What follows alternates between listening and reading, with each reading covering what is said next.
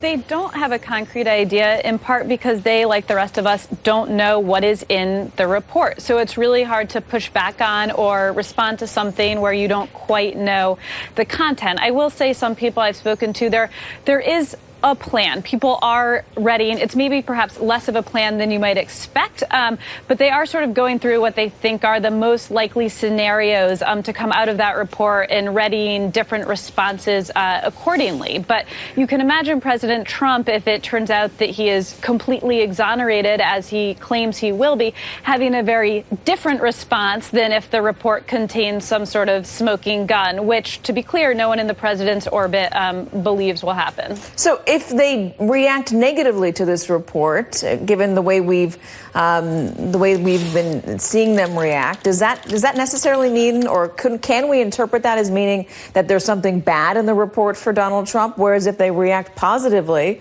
and they want to use it to their advantage, that is a tell that they feel that they were exonerated. Can we read into their behavior?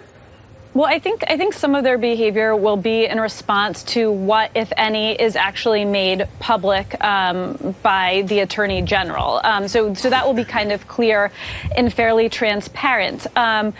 But the people you talk to, you would expect right now, or you might expect at least, the White House to be incredibly nervous. There were moments all through this investigation when they actually were nervous and they were panicked when, for instance, Michael Cohen, that news broke.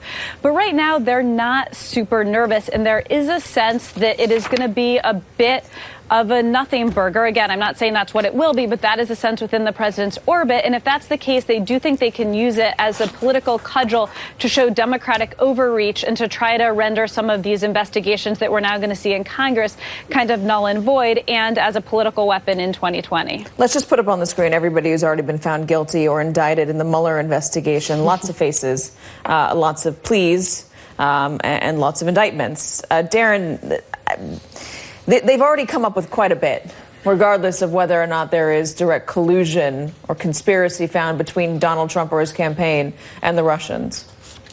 That's correct. And a lot of people would point you to the indictments themselves that Mueller produced over the course of this investigation. Whether you look at the indictments against the Russian hackers, that one really reads like a Dostoevsky novel as you read through it and see how they actually did hack into the Democratic Committee. It's well worth a read. It does take you through things in a way that even a Mueller report probably would not.